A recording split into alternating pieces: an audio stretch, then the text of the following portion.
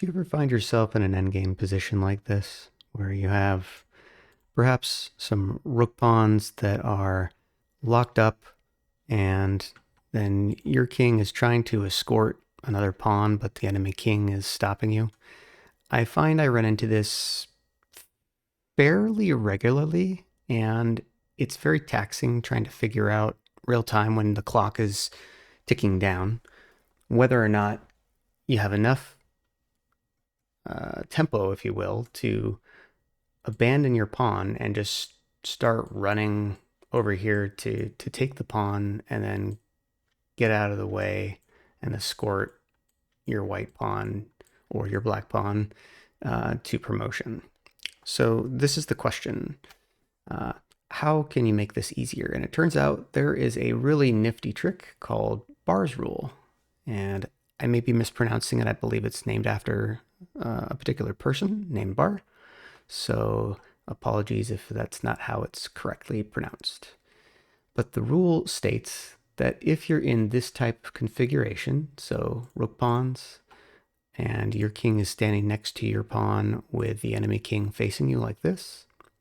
So if that scenario exists, then what you do, and you can do this really quickly with your own, just without actually having to draw on a board, but you can envision this. So if you look at where the enemy pawn is and you draw a diagonal and you stop when you get to the file where bishops would normally be at the start of a game, and then you just reverse direction and diagonally go the other way. And the rule states that if your pawn over here is on or below the line that you just drew, then you have enough time to make it. And so what we can do to prove that this is the case is let's just play this exact board position against the latest Stockfish on full power, and let's see what happens. Okay, so let's just start abandoning the pawn, and we'll just start running this way. And let's see if the timing works out. And we can see that it does. So this shows that it does work for this case.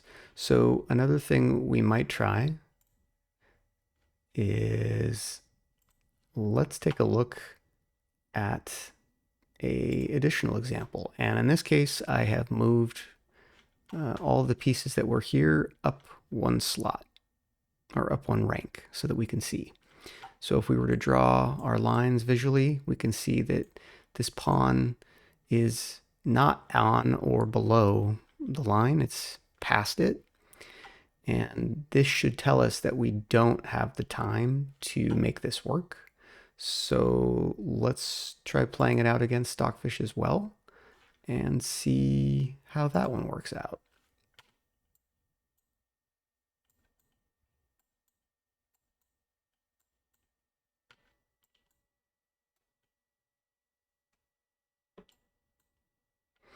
And as we can see, there was really no way for us to prevent this. We're going to end up in a stalemate.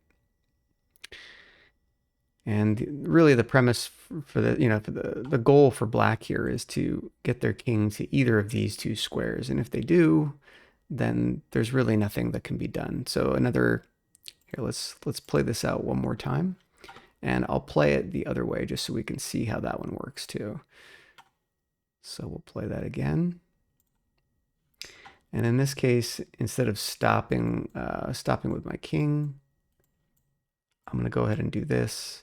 But you'll see that same premise occurs because the black king can just keep going backwards and forwards, and you end up in a stalemate.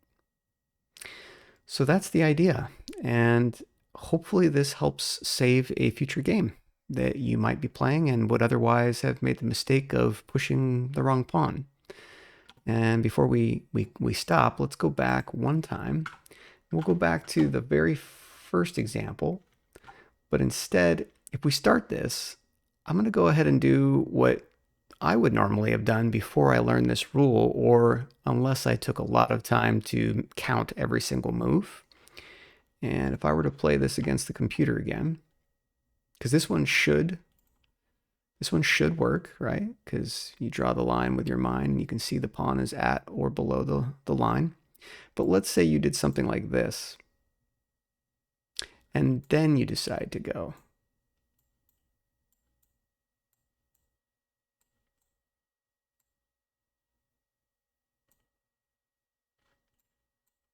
You can see that there's really no way to avoid the stalemate. So it's very, very sensitive to that specific tempo. Anyway, I hope this helps.